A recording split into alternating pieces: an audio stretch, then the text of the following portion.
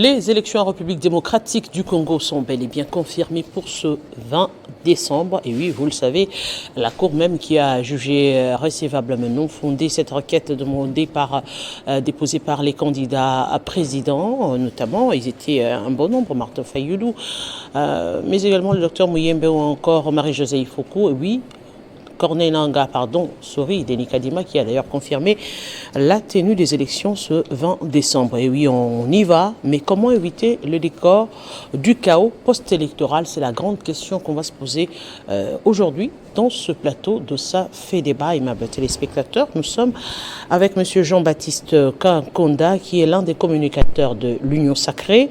Et nous avons également M. Dieudonné Moucha-Galoucha, qui est président du panel des experts de la société civile et expert électoral en République démocratique du Congo, M. Olivier Sambaï, qui est enseignant à l'Université de Kinshasa en philosophie. Il est coordonnateur du cercle axiologique de Kinshasa. Et nous aurons également un quatrième invité qui est M. Ferdinand Kambere, qui est ministre honoraire des Affaires sociales et actuellement secrétaire permanent adjoint du PPRD.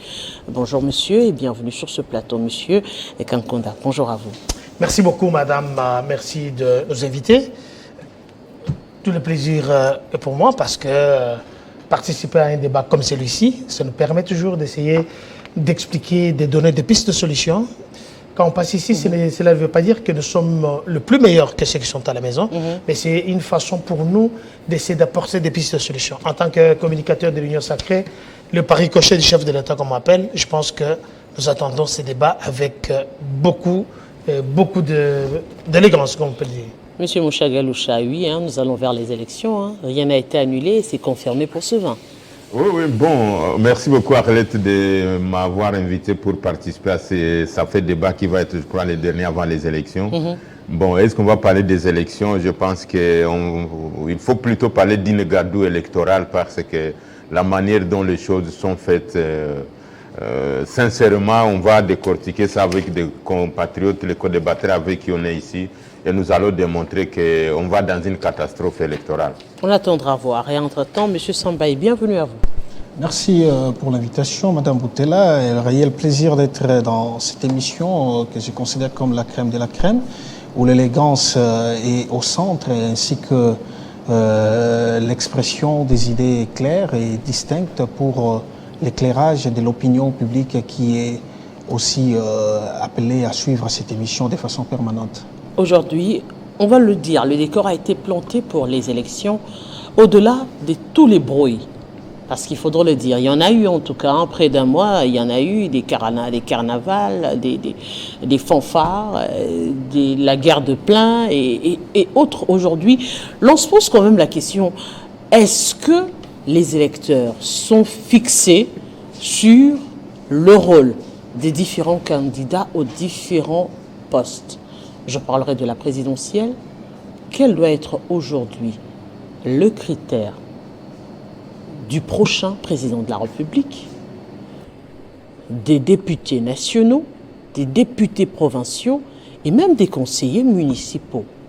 Monsieur Moucha-Galoucha, je commence par vous. Je pense qu'il ne faut même pas parler seulement du président de la République parce que au moins de ce côté-là, chaque Congolais a une vision, chaque Congolais peut avoir un candidat de son choix, mais il faut voir l'architecture étatique par rapport aux 4 scrutins combinés qu'on est en train d'organiser.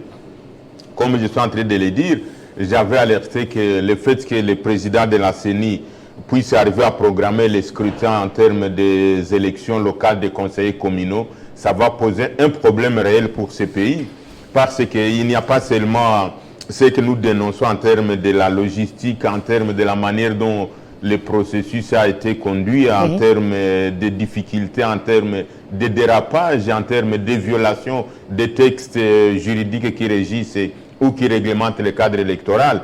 Nous l'avions dit, Olivier l'avait dit sur ce plateau, je suis content qu'on se retrouve. On vient de décréter le 20 comme une journée chômée payée. Donc, est-ce qu'on est en train de s'imaginer ce qu'on est en train de causer à la République? J'ai toujours dit, nous les Congolais, nous avons la notion de la légèreté, c'est dommage. Alors qu'on pouvait organiser les élections dimanche, ça passerait bien. Mais ce que ça va créer, comme je suis en train de le dire, on n'a pas cette possibilité de pouvoir faire une projection dans l'avenir. Les élections, on va les organiser. Je persiste et je signe que ça va produire une catastrophe électorale. Mais quelles vont être les conséquences? Nous avons d'abord le problème de payer des assemblées provinciales à ce moment. On va encore multiplier d'autres organes délibérants. Et parmi les difficultés qui ont poussé qu'on puisse ne pas organiser les élections locales, c'était cette problématique liée à la loi sur la décentralisation. Mais Denis Kadima n'a pas vu ces aspects-là.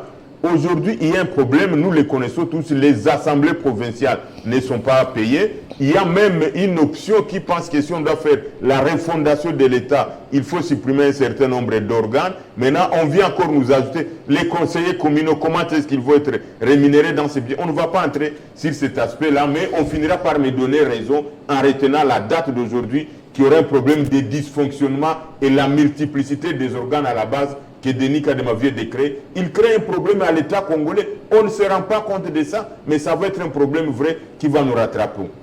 Rentrons sur la logistique et sur la manière dont les élections sont organisées. À ce jour, nous sommes déjà les 15. Il reste 5 jours. Si on enlève 1 ou 2 jours d'aménagement et d'installation du site, les matériels, comme nous cessons de le dire, ne sont pas encore déployés. On apprend même, malheureusement, que dans les va-que-va que Denis Kadima a organisé, il a changé même le système des bulletins. C'est-à-dire les bulletins, pas les bulletins, mais les procès-verbaux. Vous savez que les témoins, ou chaque candidat au moins, il a droit à un procès-verbal une fois on a déjà publié les résultats. Imaginez maintenant, nous avons au total 104 000 candidats. Et il faut prévoir, en termes d'un témoin par candidat au minimum, et par circonscription électorale. Donc si vous prenez 100 000 procès-verbaux, vous multipliez par 75 000 bureaux de vote, vous êtes dans les millions de bulletins de vote. On avait la possibilité avec les systèmes passés de pouvoir avoir les bulletins de vote qui sont identiques.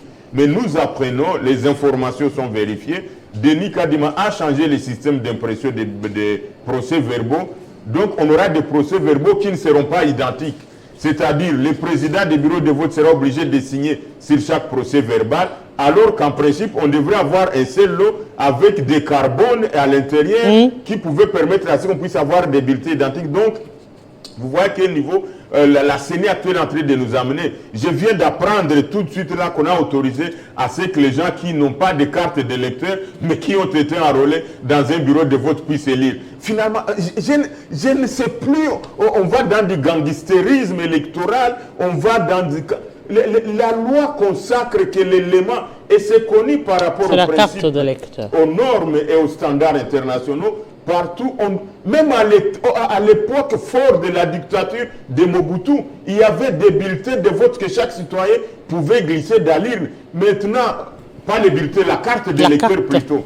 Maintenant, on dit que ceux qui n'ont pas de carte d'électeur, mais qui ont été enregistrés ou identifiés dans un bureau de vote ou dans un centre, puissent se faire enrôler. Or, en termes d'approche, on affiche les listes en principe dehors pour voir la photo et il y a à l'intérieur, on doit vérifier sur la liste. Donc, comment ça va se faire? Donc, quelqu'un vient avec l'assesseur, il va d'abord vérifier la photo sur là où c'est affiché, puis il rentre. Non, c'est incompréhensible. Permettez, madame. Et puis, je pense également que Denis Kadima, je vais citer un éminent professeur de ce pays parce qu'on ne peut pas citer seulement les professeurs de l'étranger. Le conseil spécial du chef de l'État, le professeur Jean-Louis Essambo, qui nous avait dit que les élections, la tricherie ou la fraude électorale se prépare avant. Et donc, je commence à croire que Denis Kadima savait qu'il va arriver à ça. Raison pour laquelle il n'a pas prévu de bonnes cartes d'électeurs. Je suis en train de conclure qu'il avait anticipé sur ça. Puisque même les policiers, les militaires, s'ils arrivent et qu'ils arrivent à un endroit pour dire nous nous sommes fait enrôler si nous venons voter, comment vous allez les refuser? Et donc, voilà tout ce qu'il y a comme un dérèglement du système électoral congolais que Denis Kadima vient de mettre à la surface du monde. Et c'est déplorable, je ne sais pas vraiment quelle sorte d'élection auquel on va participer au regard de toutes ces irrégularités. Et peut-être à la deuxième prise de parole, je vais donner un élément important sur les conséquences de ce que ça va créer. Monsieur Jean-Baptiste, aujourd'hui, l'on revient justement sur cette question, comment éviter ce décor de chaos post-électoral. Ici, l'un des intervenants vient de brosser un tableau assez sombre pour parler des élections chaotiques. Merci, madame. Je vais pouvoir faire la pédiatrie politique avant de faire la chirurgie politique. Je pense que votre invité, M. Mouchangaloucha, que je respecte très bien, il se présente ici comme étant un homme de la société civile, mais il n'y a rien de société civile dans ce qu'il vient de dire. Il nous a tracé un tableau sombre. Et nous avons bien de quelle appartenance politique il On l'a provient. présenté, je rappelle, on l'a présenté ici comme président du panel des experts de la société civile et expert électoral en RDC. Merci. Je ne crois pas qu'ici il est vraiment expert électoral, là, parce que nous avons la CENI, qui est un organe, une commission très indépendante, qui est spécialisée en la matière. Je ne sais pas où est-ce que M. Mouchangaloucha a fait ses preuves, parce qu'il est entré d'abord à la première prise de parole, il nous parle de la catastrophe électorale, que lui, il a déjà prévue. Il nous parle avant même, donc la crise préélectorale, nous ne parlons pas d'abord de la crise post-électorale. Donc il a tracé un tableau très sombre. Et il mélange un peu des pinceaux, tantôt il nous parle des militaires qui vont voter, tantôt il nous parle de la projection, il nous parle de la violation et de dérapage qui se passe dans le chef de tout ce qui se passe maintenant, comme campagne électorale, ainsi de suite. Nous savons que ça se passe un peu partout. Donc c'est comme si nous étions au ciel où les gens, ou bien dans une église où on dit Alléluia, Amen. Nous savons que quand nous battons campagne, que ce soit aux États-Unis d'Amérique, que ce soit en Amérique, un peu partout, donc il y a le langage de candidat, ce qu'il projette, ce qu'il profère. Quand nous faisons bâton campagne, je suis moi-même candidat, vous devez savoir qu'il y a des choses, on fait de programmation. Nous avons un programme de campagne et tout ce que les gens disent, ce n'est pas que c'est ça qu'ils vont faire, mais nous parlons un peu de campagne ici. Mais Mouchangaloucha m'a étonné quand il parle de la projection. Il parle déjà d'une élection déjà bâclée, d'une tricherie déjà préparée par Nanga. Dans tout ce qu'il a dit, Par Denis Kadima. Excuse-moi, par Denis Kadima, il ne vous a rien dit de bon par rapport à Qu'est-ce qu'il y a de bon? Dites-nous. Qu'est-ce qu'il y a de bon? C'est d'abord le calendrier électoral qui est respecté.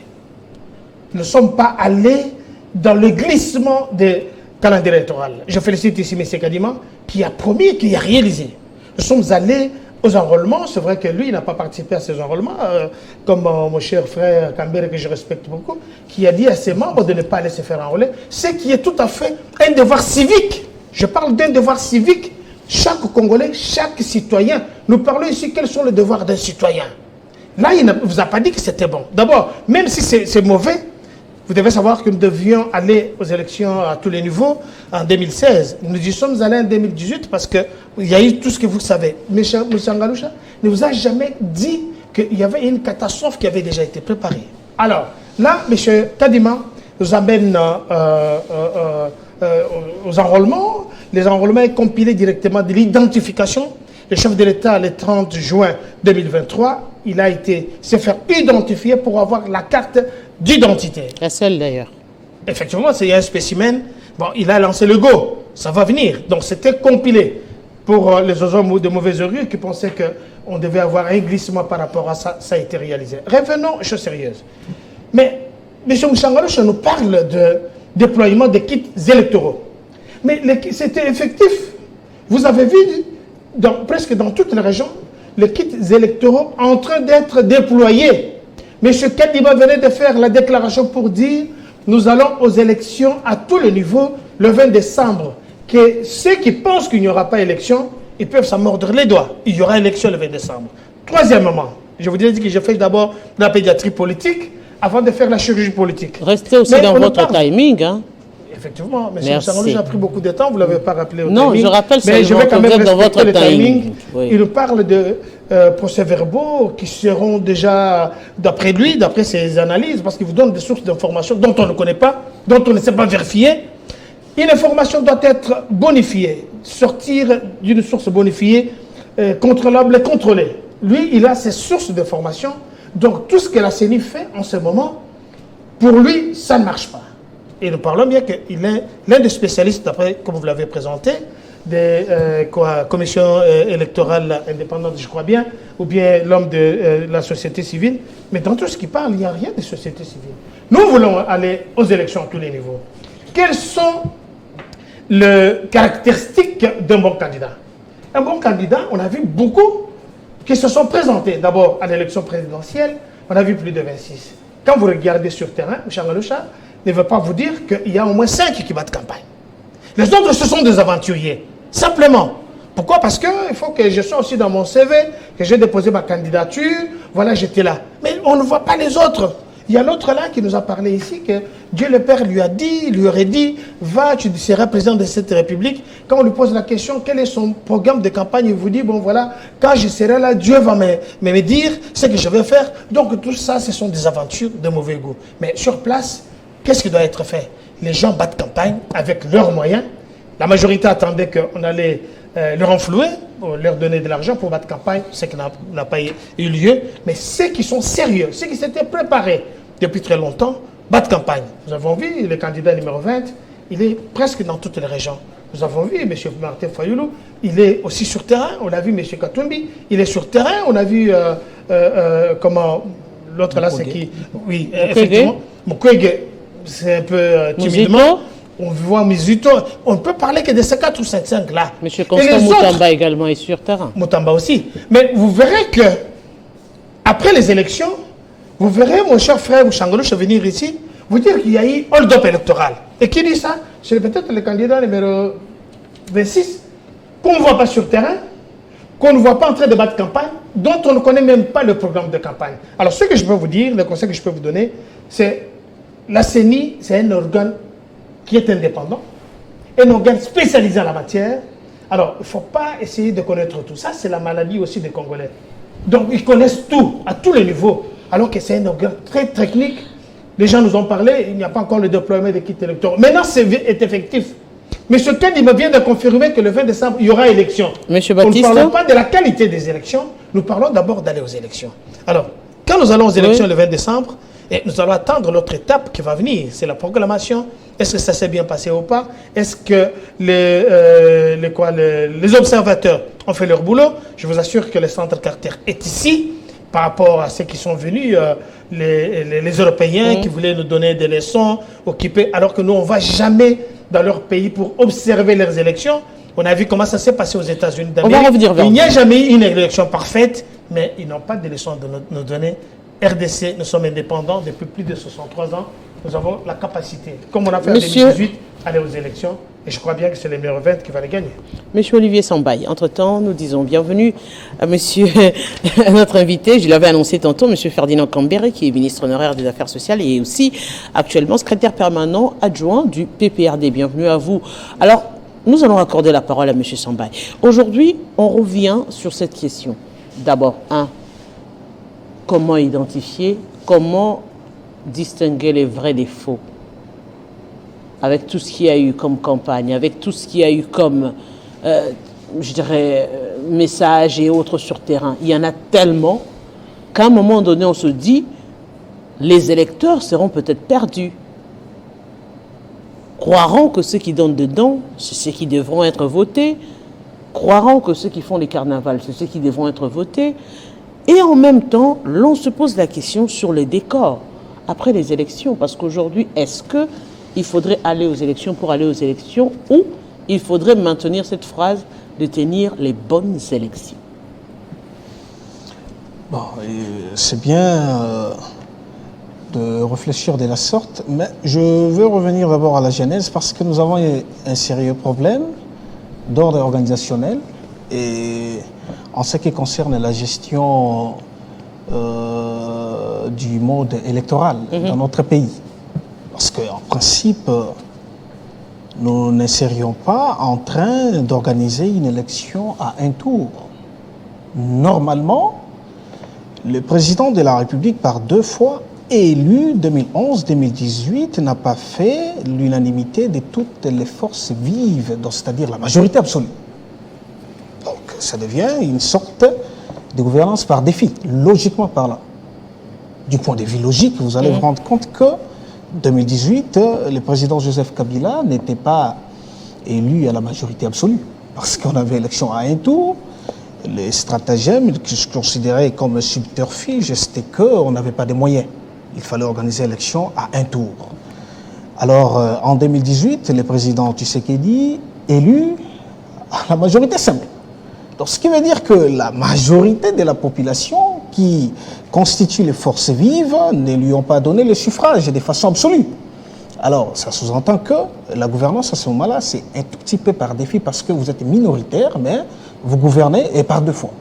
En 2023, on devait être élégant du point de vue rationnel pour organiser élection à 2 tours qui aurait donné l'occasion à la population de choisir des bonnes personnes, surtout en ce qui concerne la présidentielle, parce que 2 tours, souvent c'est pour la présidentielle.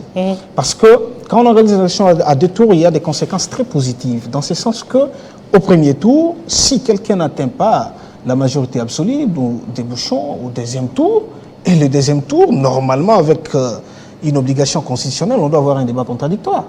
Si vous avez un candidat qui ne sait pas défendre son programme ou il n'est pas en mesure de réfléchir et qu'en réfléchissant, il verse à ce que je puis considérer la constipation intellectuelle, mais ce candidat-là ne sera pas apprécié par la population électrice et puis on va le mettre de côté.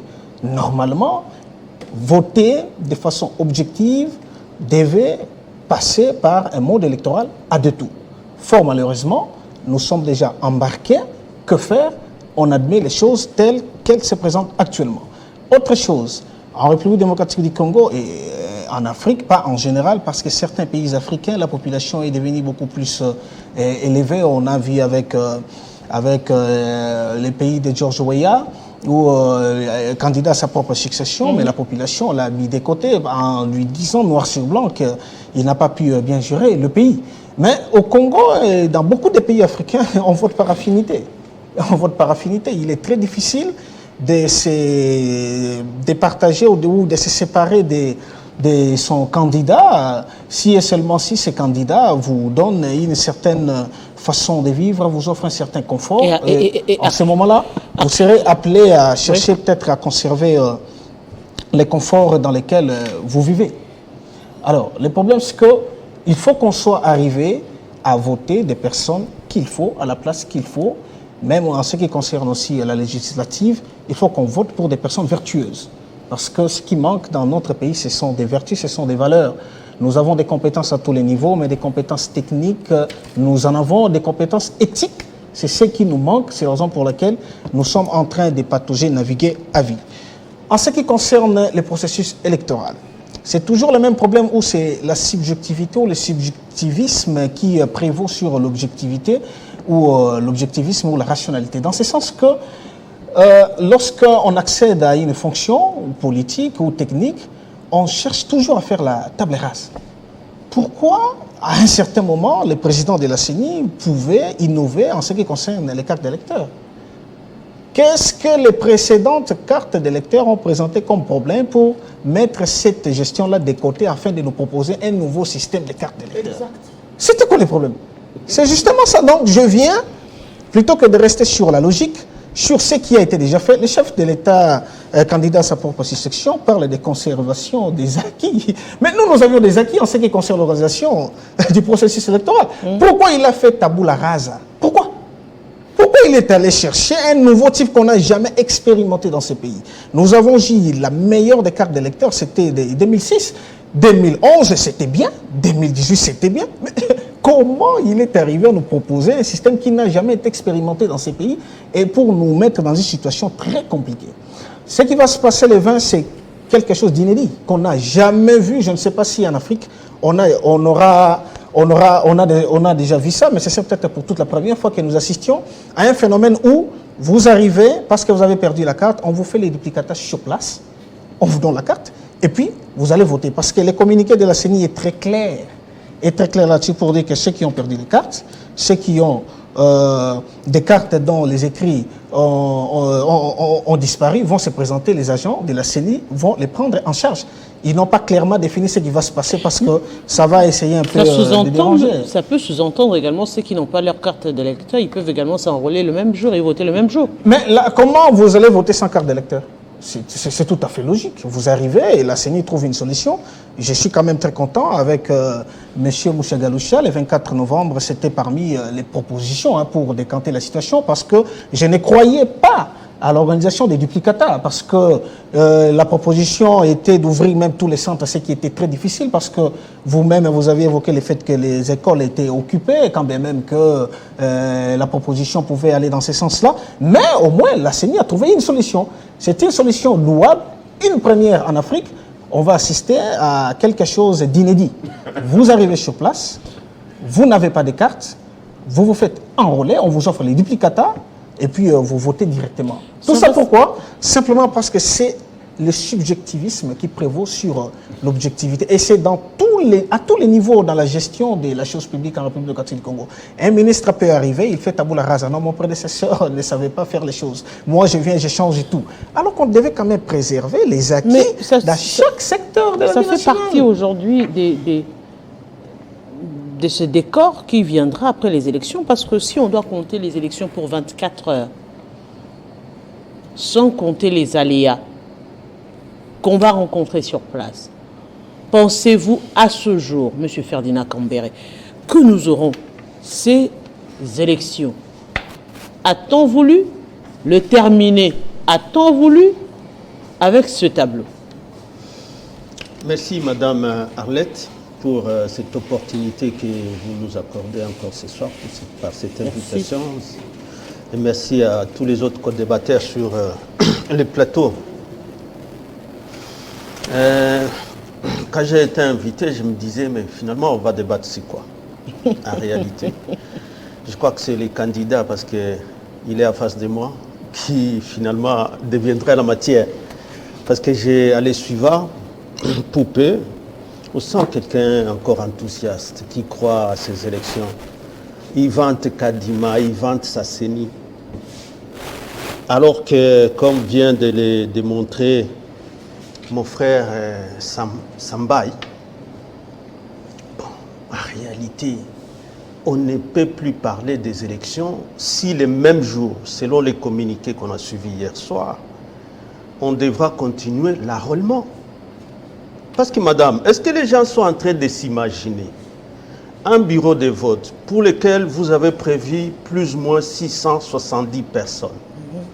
Là, c'était des personnes censées avoir leur carte. Exactement. C'est des personnes censées connaître exactement les bureaux de vote auxquels ou dans lesquels ils passeront pour élire.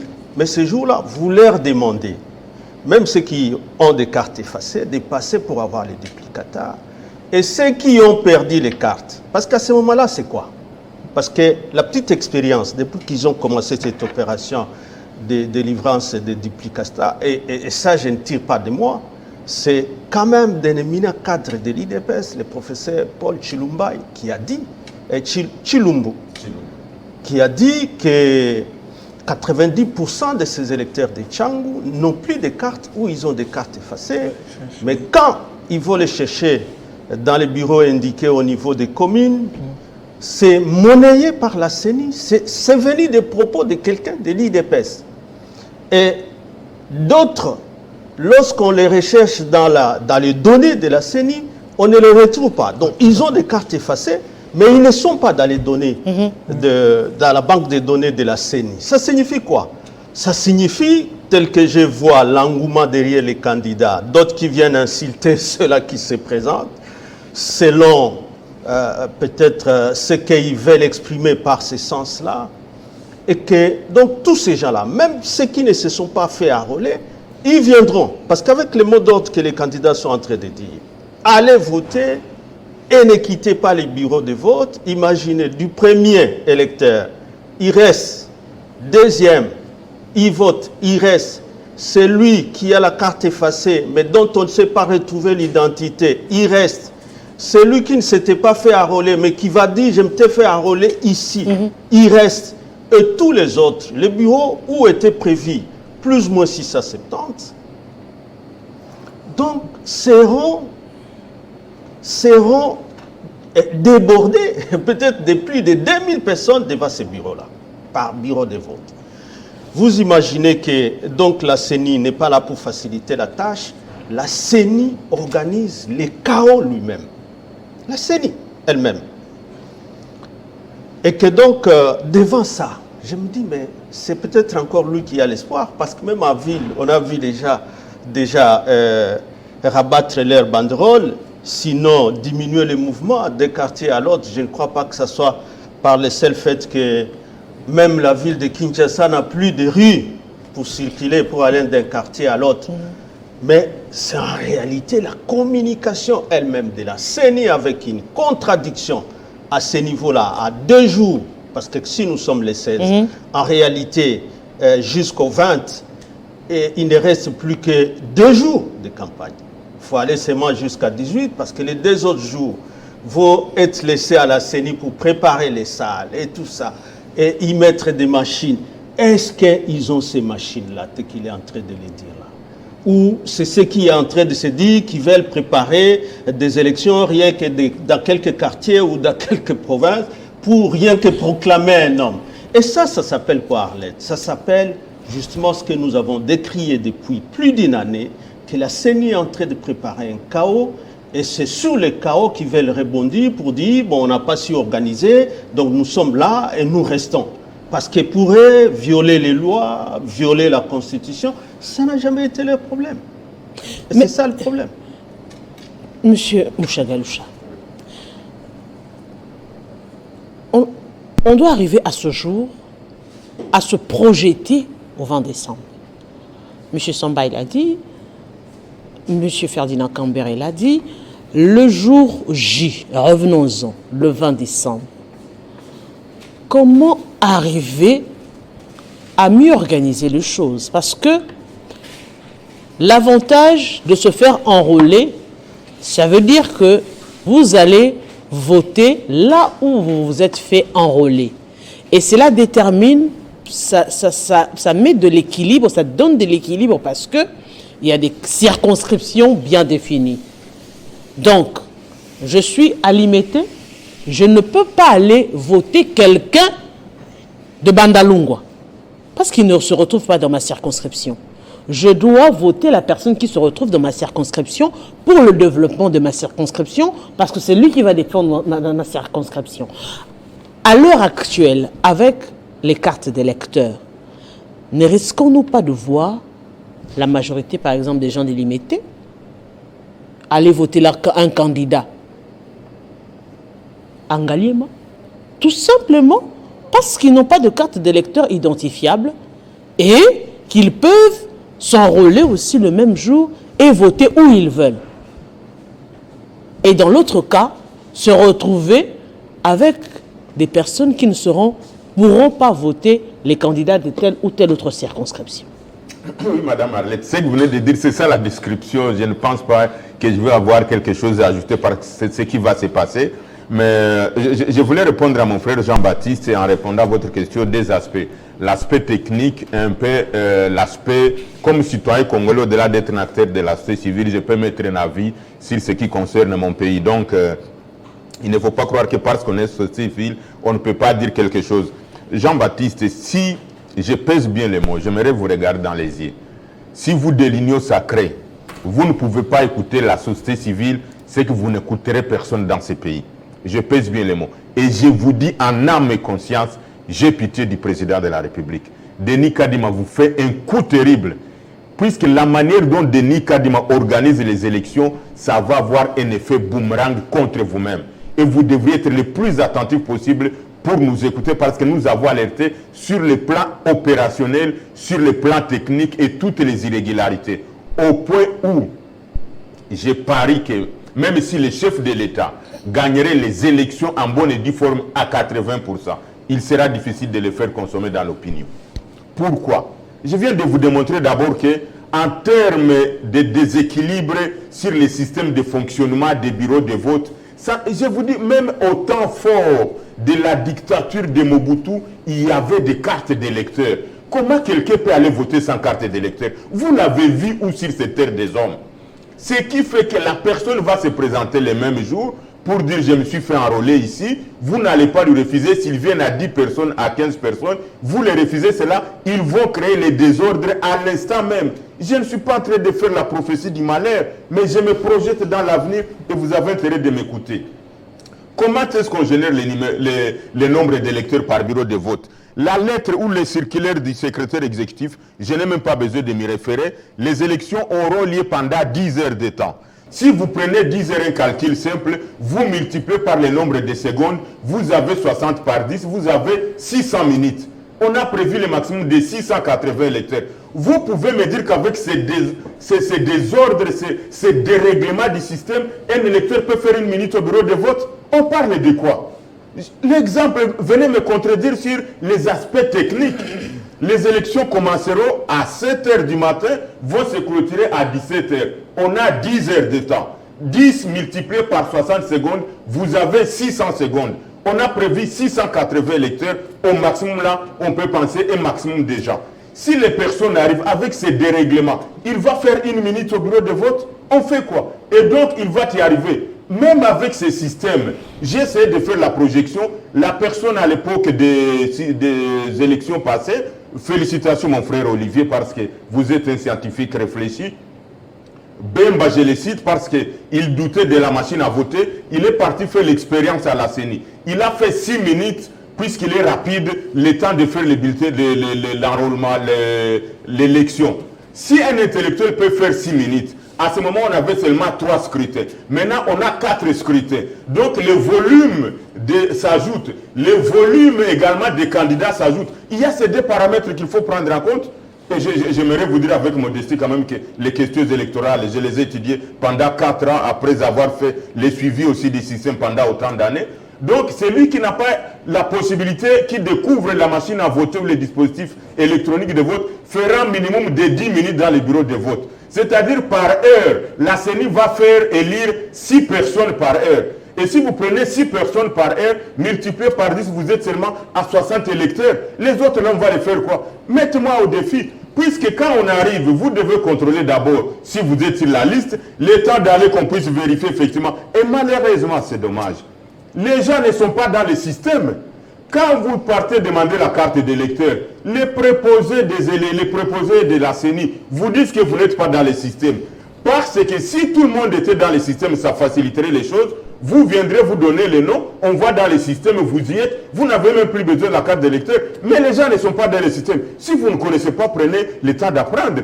Et donc, ce qui fait que l'état de vérifier la liste, l'état de voir si on doit vous faire encore un enrôlement pour vous donner la carte d'électeur, vous consommez déjà plus de 7 minutes. Donc, à 10 minutes, l'état d'entrer dans l'isoloir, l'état d'entrer devant les dispositifs électroniques de vote, l'état d'aller faire la liste d'émargement.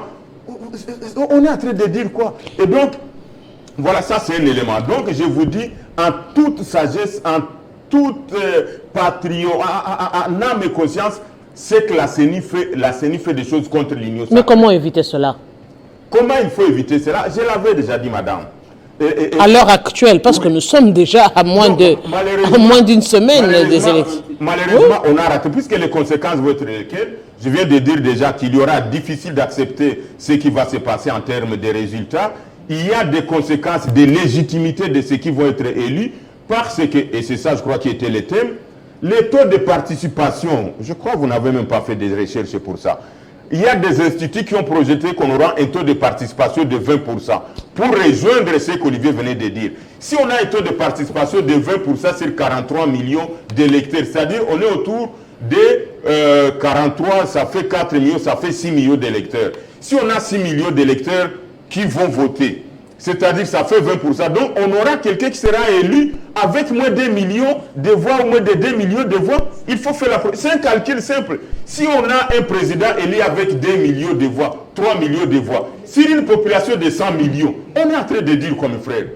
Merci beaucoup. Mais ça c'est technique. La population ne connaît pas tout ça. La population va se limiter à entendre tel élu avec autant de pourcentage. Point barre. La population, c'est comme un mouton de Panios. Qui l'amène, c'est les gestionnaires de la chose publique. Et c'est depuis 2011 qu'on est sur ça. Excusez-moi d'être intervenu comme ça. Depuis 2011. Président élu à la majorité simple. C'est vraiment quelque chose d'inconcevable. Il gouverne qui? Par défi, il est minoritaire. 2011, et ça a été démontré, 2011, moins de 50% Joseph Kabila, 2018, moins de 50%. M. Kambere et M. Jean-Baptiste viennent de le dire, il n'y a que 5 qui battent campagne. Et si dans ces 5, ils ont 25, 25, 25, donc on aurait un président 27%. Voilà. Permettez-moi, vous m'avez arraché la parole. Et donc, voilà la première des conséquences. La deuxième conséquence, mes frères et sœurs, nous savons tous que les élections, c'est la voix de la majorité qui l'emporte. Ceux qui n'auront pas participé à ce processus électoral dans les territoires, puisqu'ils ne se reconnaîtront pas dans ces pouvoirs de ceux qui vont être élus, ils sont à mesure de se dire non, ça vous concerne, nous n'avons pas participé aux élections. Ceux qui ont participé aux élections, au moins, souplement, ils peuvent dire nous avons participé aux élections, nous avons été battus, nous avons perdu. Mais ceux qui n'ont pas participé aux élections, ils ne vont pas les reconnaître. Et enfin, j'en profite, comme j'ai toujours eu l'occasion de le dire, une fois de plus, j'ai fait discours encore à Télé 50. Je conseille vivement tous les candidats, surtout les candidats provinciaux, d'exiger à partir de maintenant à la CENI de les rassurer s'ils sont bien dans les dispositifs électroniques de vote. Donc que tous les candidats demandent à la CENI de les rassurer s'ils sont dans les machines à voter. J'ai des éléments, je vais les donner, parce qu'il y a un cas, nous allons publier un communiqué demain, il y a un cas où il y a des candidats qui ont postulé, des candidats députés provinciaux, qui ont postulé pour la circonscription de Kassavoubou, les autres pour de Kalamou, mais la CENI les a permis contre leur propre gré. Et donc, mes chers frères et sœurs candidats, il ne faudra pas pleurnicher pour dire que la société civile ne vous a pas alerté. Exigez à la CENI de vous rassurer, puisqu'il y a des candidats qui arriveront même les jours de vote, lui-même il vient se voter, il n'est pas dans la machine. Comment ça va se faire? Et mon frère, on a aujourd'hui un principe immuable des élections. L'âme du processus électoral ou des élections, c'est la confiance. Et la confiance, on ne peut l'obtenir que dans la transparence. La CENI ne doit rien cacher. C'est une obligation. Et donc, les machines à voter, actuellement, je pèse les mots, je vous mets au défi, appelez Denis Kadima devant moi, les machines actuelles à voter n'ont pas été auditées. Les dispositifs qu'on va déployer aujourd'hui n'ont pas été audités. Et donc, on ne sait pas comment est-ce qu'on fera. Et la récolte des données, et le traitement, et l'encodage, et la transmission des données. Monsieur Kankonde. Monsieur Kankonde. Et je vous informe que les cycles passés, les machines ont été auditées par d'autres personnes. Monsieur Ce qui n'est pas le cas. Est-ce qu'aujourd'hui, vous confirmez cette légitimité, cette confiance de la centrale électorale qui sera répercutée au niveau de la population pour justement crédibiliser ces élections? Je pense que M. Mouchangaloucha s'est retrouvé dans son église, dans sa chapelle, en train de parler tout le temps. Vous ne l'avez pas ramené à l'autre par rapport au temps que vous lui avez imparti. Je pense qu'avoir le même temps que M. Mouchangaloucha, il a pris 11 minutes et demie, je suis en train de regarder, mais permettez-moi de lui... Parce que je fais la pédiatrie politique, il n'a pas compris, je vais aller directement à la chirurgie politique. Comprenez que, mon cher Mouchangaloucha, que je respecte beaucoup, j'ai adhéré à la société civile depuis 1993. Peut-être que vous n'y avez pas encore eu connaissance de ce que c'est. Ouais, on reste élégant, s'il vous plaît. Non, on ne vient pas. C'est courtois.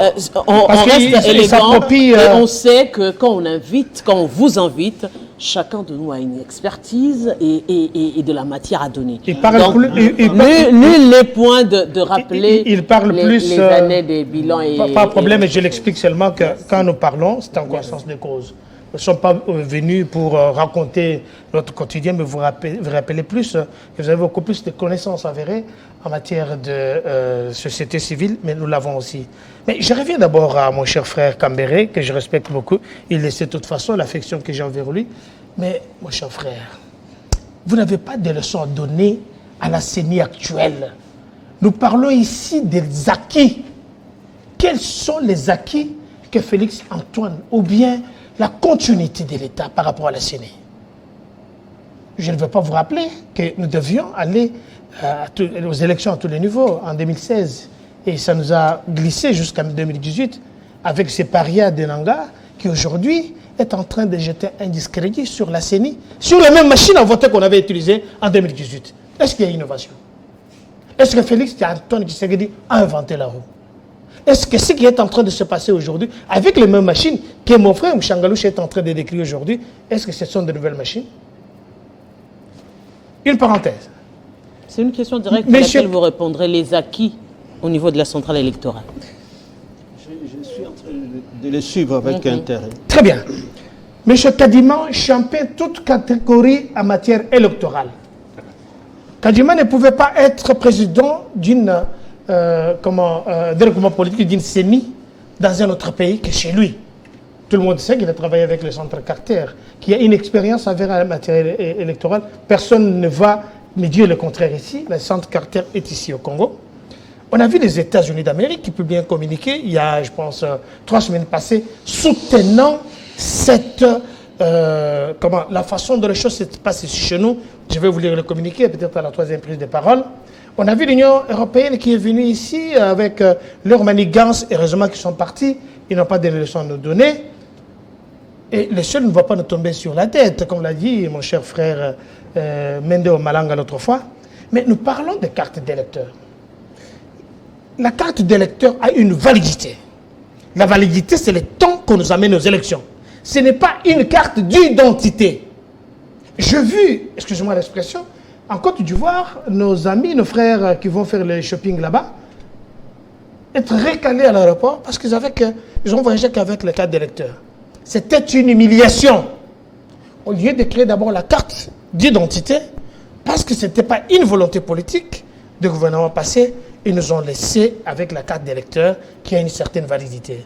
La carte d'électeur, ça a quelle validité? C'est-à-dire que nous avons une carte d'électeur en couleur et la photo est en noir et blanc. Et il y a une innovation sur cette carte avec le QR code. Ce qui n'était pas le cas avec les cartes d'électeurs qu'on nous exhibe ici qui a déjà expiré. Parce que nous avons une nouvelle carte d'identité et d'électeur. Alors, quand vous prenez votre téléphone, vous allez à faire ce QR code. Je demande à tout le monde de le faire parce que vous avez vos téléphones. Vous verrez que directement, non. Vous avez... Moi, ça ne marche pas, pas toujours. J'ai dit, moi, je le fais. Parce que nous aussi, nous avons essayé. Vous devez retélécharger votre QR code. Peut-être que c'est déjà obsolète. Maintenant, je vous mets au défi. Oui, maintenant, prenons ce cas. Vous avez essayé, ça n'a pas marché. Vous me dites moi, ça marche toujours. Oui, vous avez essayé, ça a marché. Oui. J'ai essayé, ça n'a pas marché. Vous me dites de télécharger mon QR code. QR code. Imaginez maintenant qu'on se retrouve à Kabéaka Mouanga là-bas au fond. Qui dira à qui de télécharger son QR code? Le problème n'est pas là. Ou encore, nous arrivons je déjà... dirais, même chez moi là-bas, à l'Équateur, là-bas au fin fond vers... À Mambenga, Milibende, Philippines. Mais je vous dis que quand vous êtes là-bas, parce que vous avez un téléphone portable que vous utilisez, je pense bien, vous utilisez le téléphone portable pour de bonnes choses. Vous pouvez toujours télécharger parce que vous avez les unités que vous achetez pour ceux qui le font. Et ceux qui ont des cônes. Ça, c'est pour, encore un autre problème. Pour ceux qui ont le téléphone portable. Exact. Mais la CENI a des prérogatives. Ici, Nanga vient de donner... pardon, excuse-moi, celui-là, c'est un paria. Le Kadima vient de donner une piste. Donc, les gens doivent partir. Ce n'est pas les gens que mon cher Kambere avait dit de ne pas aller se faire enrôler. Donc, ce qui est le droit civique d'un citoyen, on les a dit, n'allez pas vous faire enrôler. Mais c'est vrai que lui qui était allé se faire enrôler quelque part, par exemple, à l'école, au lycée Kabambare, aller là-bas, ce que M. Moussangaloucha ne sait pas, c'est-à-dire qu'il y aura un bureau d'identification sur place et il y a un bureau de vote. C'est-à-dire que quand vous venez ici, vous avez perdu. M. Moussangaloucha, vous savez, la moquerie, c'est souvent l'indigence de l'esprit. Je ne voudrais pas vous le rappeler, donc c'est désagréable ce que vous faites. Je me rappelle ici qu'en 2016, juillet 2016, on a vu un monsieur Norbert Nkulu, Ntouma Kilombo, un spécialiste de M. Kabila qui provenait de Kigali, qui nous disait que le glissement, c'est tout à fait normal. Je ne parle pas ici de glissement. Le glissement, c'est tout à fait logique. C'est dans le calendrier de la CENI. Jusque-là, la CENI nous a démontré que depuis le temps qu'on l'a mis sur place, ils n'ont jamais glissé. C'est vrai, ils ont glissé une fois avec l'enrôlement parce qu'il y a eu des intempéries, ainsi de suite. Même si nous allons aux élections présidentielles, même si nous glissons, je ne dis pas que c'est en vue, mais si nous allons au glissement même d'un mois, ce n'est rien de plus grave que de 2 ans que la Kabylie nous avait mis, et qui avait même permis à ce que beaucoup de gens puissent mourir. La grande question maintenant, qu'est-ce qui a empêché de de le dire ouvertement que de s'obstiner forcément à respecter ce 20 décembre. Je ne sais pas si nous parlons le même langage. Le processus, nous parlons ici du glissement qui est inéluctable. Est-ce que Kadima a dit qu'il n'y aura pas élection? Non. Est-ce qu'il a dit que c'est un processus qui est parfait comme si nous étions au ciel? Ça, il ne l'a pas dit. Chaque œuvre humaine a ses imperfections. Et là, nous allons vers les élections le 20 décembre. Nous sommes dans le pourcentage. Aujourd'hui, effectivement, je ne sais pas le pourcentage. La balance puisse... Je suis très content quand M. Moussangalo nous fait les calculs, nous fait des pourcentages, je ne sais pas où il tire tout ça. Nous avons parlé ici des 5 candidats que nous voyons sur terrain.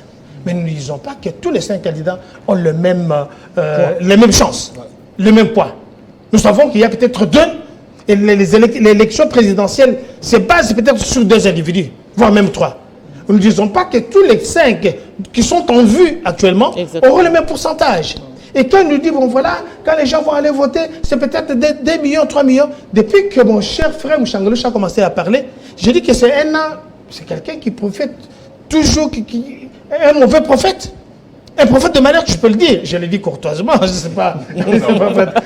Il n'a pas parlé de bonnes choses, de ce que la Syrie a déjà fait. Sur place, moi je pense que nous allons aux élections. Il n'y a jamais eu des élections parfaites dans le monde. On a vu aux États-Unis d'Amérique la vieille démocratie. On a vu Trump jusqu'aujourd'hui qui est traîné devant la justice. Imaginez que c'était au Congo, on allait dire que c'est un acharnement. On a vu Trump, comme Biden qui est devenu, on a vu en France. Ici, nous avons nos imperfections, nous avons nos qualités, mais parce que nous approchons vers les élections, ça va être. Il a parlé de quelques aspects techniques ici que j'ai notés. Les aspects techniques, vous avez parlé de déploiement des kits électoraux. Mais vous faites des coq à l'âne. Ça va être, c'est commencé déjà à être déployé. Je n'aurais pas bien voulu que mon cher frère Kambere puisse trop s'y atteler parce qu'ils ne font pas partie prenante des élections. Ils font partie de la population congolaise. S'il parle en tant que Congolais, j'accepte. Mais il n'est pas un acteur politique, je suis très content. Ouais. Mais il ne représente pas une foule ou bien une masse qui est partie prenante à ces élections, à tous les niveaux. Alors, pour ce faire, c'est vrai qu'il peut y avoir des problèmes techniques. Comme ici à RTNC, ici c'est technique. Imaginez excuse-moi. Voilà, ce sont des chaînes congolaises. Il y a une caméra qui tombe en panne, ou bien il y a un problème d'électricité comme nous le voyons souvent. Mais tout ça, ça fait partie aussi du décor. Mais c'est que mon cher Kambere Ferdinand ne peut pas nous dire, ou bien ne peut pas nous donner des innovations comme ce que Kadima est en train de faire, parce qu'on ne les a pas vus en 2016. Monsieur Ferdinand Kambere, justement cette question directe, quels sont les acquis que vous avez laissés au niveau de la CENI? Merci, j'ai bien suivi, Jean-Baptiste. Ce n'est pas la première fois qu'on se rencontre. Hein. Vous connaissez mon estime. Je crois qu'il sait bien que tout ce qu'il est en train de débiter là, ce n'est pas à sa faveur ni à faveur de notre pays. Parce que quand on organise un processus électoral chaotique, on enfonce encore le processus démocratique par lesquels doit passer le développement d'un pays. Alors là, quand il dit qu'ils n'ont pas de leçons à recevoir, justement, toutes les leçons, tous les acquis, ils n'ont pas profité. Mon frère Sampaï a rappelé ça. Pourquoi ils n'ont pas pu innover pour faire mieux que ce que nous faisions? Pourquoi ils ont toujours tendance, lorsqu'ils sont dans l'abîme, de dire que vous n'avez pas de leçons à donner, au lieu de les démontrer par des actes?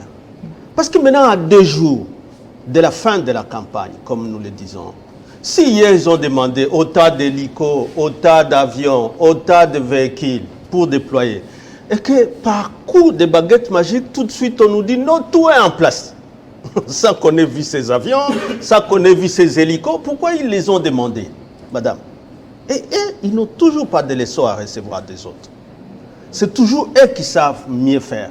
Mais alors, pourquoi ils créent ce flou? Si ces machines qui vont être utilisées sont celles qui ont été utilisées par le président Nanga, sans un nouveau reconditionnement, sans un audit, aujourd'hui, pourquoi ils gardent un flou autour de ça? de la logistique qui est nécessaire pour celui-là qui a l'élément confiance ici, qui doit conduire tout processus électoral, vient d'être donné par l'expert Dieudonné. La confiance, la Kadima, l'a confisquée. Pourquoi? Parce que Kadima, d'abord, lui-même est fruit d'une forfaiture. Il n'y a jamais eu de décennie consensuelle. Vous le savez, madame.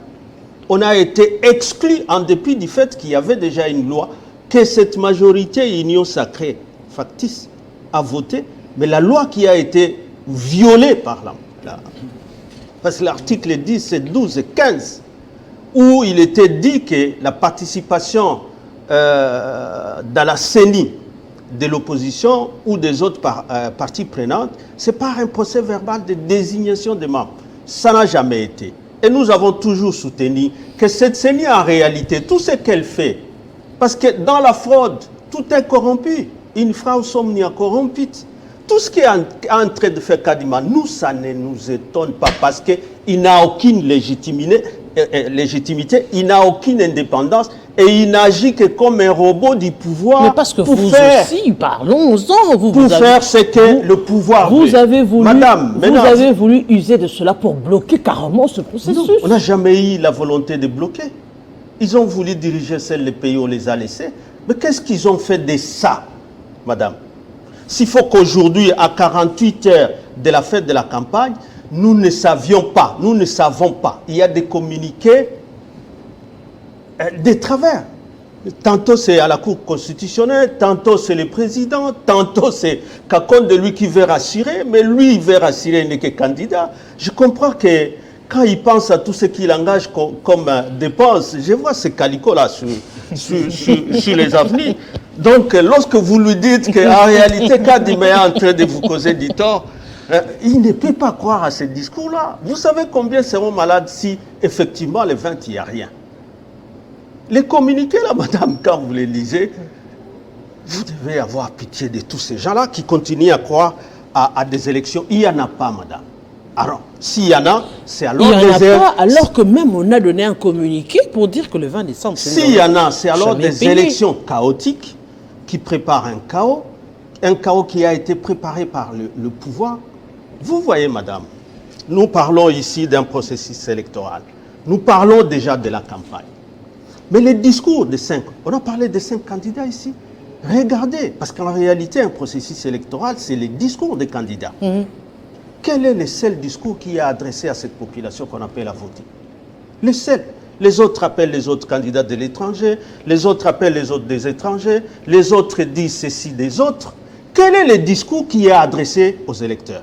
On est descendu trop bas, madame. Il n'y a aucun thème, il n'y a pas de thématique de campagne. Et avec ça, on nous parle des élections. Quelles élections? Il n'y a pas en tout cas des élections. Si on parle des élections, c'est des élections du genre union sacrée, chaotique et pas bonne pour la République. Et c'est des élections qui ne faut que nous enfoncer. Je vais sur le processus de sécurisation des élections. Vous voyez tous ces candidats qui nous disent ici, c'est Kagame qui nous agresse, les M23 est terroriste. Mais aujourd'hui, dans les terrains qu'ils laissent à M23, ils y battent campagne sans avoir peur. Je vous dis d'abord, quand on nous parle de la pluralité de tous ces candidats-là, mais tous, en réalité, ils viennent de l'Union sacrée. Même si aujourd'hui, à part Fayoulou, qu'on peut exonérer un peu, peut-être un peu Matata aussi, mais les autres, ils ont d'abord participé à ce gouvernement de l'Union sacrée, mais tous, quand je les vois se promener à Goma, à Bonne Santé, à Beni là-bas, à Djougou, et pourtant, hier, c'était des groupes armés qui étaient virulents et que nous, les Cambers ici, contre qui dénonçons cette occupation, ces accords de l'EAC et tout ce qu'il y a comme accord compromettant la souveraineté de notre pays, parce que les populations sont déplacées et elles sont dans les camps, nous ne pouvons pas avoir la même chance d'être supportés par ces Ouazalènes où on voit des gens entretenir des milices, des groupes armés en armes et ils battent campagne pour un candidat au pouvoir. Madame, on est où? On respecte encore notre constitution, on respecte les lois de la République. Ils sont en armes et ils battent campagne. Notre candidat, c'est numéro 20. Qui ne voit pas ça? On peut parler des élections dans ces conditions-là. Nous Non, madame. Et puis ils disent, non, ils n'ont pas de leçons à recevoir. Et je dis oui, parce que depuis le début, ni la Constitution, vous ne la connaissez pas, ni les lois de la République. Vous ne faites que ce qui vous traverse dans la tête. Et dans ça, au profit de qui? De notre population, au profit de la consolidation d'une culture démocratique dans ces pays. Je comprends bien cette thématique invoquée par mon frère Sampaï. Sampaï. Où on parle des élections à un tour, et il dit donc que quand on a gagné des élections à un tour, donc on dirige par défi. Non, c'est chaque société qui définit ses règles. Et lorsque la société définit, parce qu'il y a des présidents aussi qui sont élus au second degré, c'est pas pour autant qu'on dira qu'ils sont qui dirigent par défi. Aux États-Unis, ils sont élus par des grands électeurs. C'est pas pour autant qu'on dira. Non, c'est la société qui définit les règles de jeu. Et donc, dès que les règles de jeu sont acceptées, c'est lui qui passe conformément à ces règles-là, il devient légitime. Et il ne gère pas par défi, il ne gouverne pas par défi, parce que ce sont les règles de jeu. Mais si nous sommes dans un cas où Kamoucha Galouz vous démontre les statistiques probables ou les projections, déjà avec ce que nous voyons, un communiqué INSENI, qui sait que les électeurs n'ont plus de cartes? Ou s'ils en ont, c'est des cartes illisibles. Et alors, à ce moment-là, déjà, lorsque vous les appelez en même temps, lui c'est Moussa Galouza, plutôt Jean-Baptiste qui essaie de dire non, il y aura un bureau d'enrôlement à côté et il y aura un bureau de vote, mais le communiqué ne le dit pas. Les communiqués appellent tout le monde à aller dans les bureaux où il s'est fait enrôler. C'est là qui n'ont plus de cartes et qui peut-être n'ont pas été enrôlés et qui aujourd'hui ils estiment qu'ils peuvent soutenir tel candidat, qui se présenteront ce jour-là. Ils vont faire quoi devant ces défis-là? Nous sommes vraiment arrivés à la fin. On va terminer par vous. Devant le 20 décembre, puisque la CENI y tient, nous allons aller aux élections. Que ça ne plaise à M. Moucha Galoucha ou encore à M. Ferdinand Kambere, nous irons aux élections ce 20 décembre. Denis Kadima l'a dit. Des élections chaotiques. Aujourd'hui, quel message faudrait adresser aux électeurs? Parce que eux, ils vont, et dans un seul but, voter leur candidat. Faute des grives, on mange des merles. À défaut des mieux, on se contente de ce qu'il y a. Parce que le pays doit être gouverné, le processus est lancé, l'accession à la gestion du pays, le monde est défini, c'est par les élections. Alors on n'a pas un autre mode. Nous ne sommes pas un pays où on doit passer par des coups d'État. Non, nous ne sommes pas de cette école-là. La République démocratique du Congo tend vers l'élégance, ainsi que les valeurs qui commencent déjà un tout petit peu à gagner le terrain. Donc l'élection, c'est le mode par lequel on accède à l'action de la chose publique, quand bien même qu'il y a des imperfections, n'empêche qu'on aille aux élections. Malheureusement, les choses n'ont pas été bien définies par une certaine logique prospective au départ. C'est la raison pour laquelle nous nous sommes retrouvés dans cette situation. Que les électeurs aillent aux élections, telles que définies suivant les communiqués d'hier par la CENI. Alors, je reviens un peu rapidement par rapport à ce qui est dit par M. Kambere. Très rapidement, second degré. Les candidats, même au second degré, ont une majorité. Vous voyez que nous sommes élus au premier degré, c'est le Parlement. Même dans ces parlements-là, vous devez avoir la majorité. Et les parlements représentent les forces vives parce que la population avait voté. Alors là, nous sommes dans une élection au suffrage universel direct. Alors, au suffrage universel direct, il faut aussi une majorité. Ça relève de la théorie de la démocratie qu'on enseigne en sciences politiques. Aussi, j'ai constaté comme si la CENI a été personnalisée. Parce que je vois M. Jean-Baptiste, M. Kankondé qui offre une sorte de panégyrique enthousiaste au président Kadima, et ainsi que parler de la carte d'électeur comme si la CENI était une affaire du chef de l'État, ainsi que de l'Union sacrée. Non, la CENI est un organe technique indépendant qui n'a pour partenaire ou bailleur de fonds le gouvernement, qui donne les moyens. La CENI est technique, qui présente. Alors, M. Kambere a parlé des acquis de la CENI telle qu'elle est présentée. Mais la CENI n'était pas aussi personnalisée ou bien un organe propre à l'ancien président Joseph Kabila, mais c'était un organe technique qui devait présenter son programme financé par les gouvernements. Donc la CENI n'est pas à être personnalisée. Ce que je propose, parce qu'on doit s'ouvrir à la raison ainsi qu'à la logique prospective. Dans les jours à venir, je l'ai dit, j'ai écrit plusieurs fois, peut-être qu'on va changer des méthodes avec certaines forces vives pour voir ce qu'on doit faire. Il faut qu'on supprime l'enrôlement des électeurs. On doit supprimer ça. 500 millions pour organiser l'enrôlement. En 2011, en 2018 et en 2023, dans l'espace de 10 ans, on a dépassé 1,5 milliard justement pour organiser l'enrôlement qui n'est pas pourtant inclusif mais exclusif parce que beaucoup n'ont pas la carte d'électeur parce qu'ils n'ont pas eu le temps de se faire enrôler. Voilà les acquis. Voilà, on parle de 43 millions d'électeurs alors que ce n'est pas le chiffre qui représente les Congolais à l'âge de la majorité dans ces pays. 43 millions. Ils sont nombreux qui sont exclus simplement parce qu'il fallait organiser l'enrôlement. Ce qu'il faut, il faut suppression totale d'enrôlement, il faut organisation des élections sur base de la carte d'identité. Ce qui veut dire qu'il faut qu'on fasse les recensements dans les 5 prochaines années, qu'on offre à tous les Congolais à l'âge de la majorité la pièce d'identité avec une régularité cyclique en décentralisant au niveau des communes, au niveau des 145 territoires. Vous perdez votre carte, vous allez demander, faire une autre. Et puis le ministère de l'Intérieur, en ce moment-là, donne les données démographiques à la CENI qui devra l'exploiter pour organiser les élections. À ce moment-là, chacun a sa carte d'identité. Le jour du scrutin, il va voter calmement. On épargnera 500 millions à l'État congolais à chaque processus électoral.